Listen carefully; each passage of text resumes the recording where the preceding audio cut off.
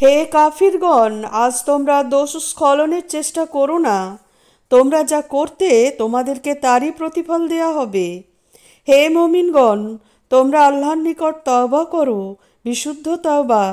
সম্ভবত তোমাদের প্রতিপালক তোমাদের মন্দ কাজগুলো মোচন করে দেবেন এবং তোমাদেরকে দাখিল করবেন জান্নাতে, যার পাদদেশে নদী প্রবাহিত।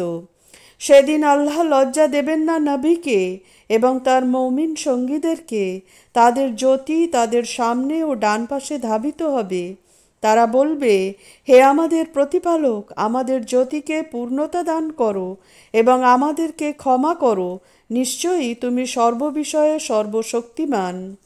হে নবী, কাফির ও মুনাফিকদের বিরুদ্ধে জিহাদ করো এবং ওদের প্রতি কঠোর হও।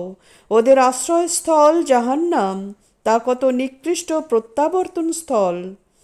আল্লাহ কাফিরদের জন্য দৃষ্টান্ত দিচ্ছেন নূহের স্ত্রী ও লুতের স্ত্রীর। ওরা ছিল আমার বান্দাদের মধ্যে দুই সৎকর্মপরায়ণ বান্দার অধীন, কিন্তু ওরা তাদের প্রতি বিশ্বাসঘাতকতা করেছিল।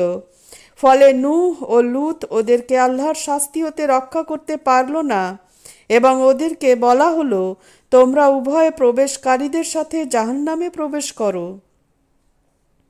আল্লাহ মমিনদের জন্য দৃষ্টান্ত দিচ্ছেন ফিরাউন পত্নীর, যে প্রার্থনা করেছিল, হে আমার প্রতিপালক, তোমার সান্নিধ্যে জান্নাতে আমার জন্য একটি গৃহ নির্মাণ করো এবং আমাকে উদ্ধার করো ফিরাউন ও তার দুষ্কর্ম হতে, এবং আমাদেরকে জালিম সম্প্রদায়ের হাত থেকেও উদ্ধার করো।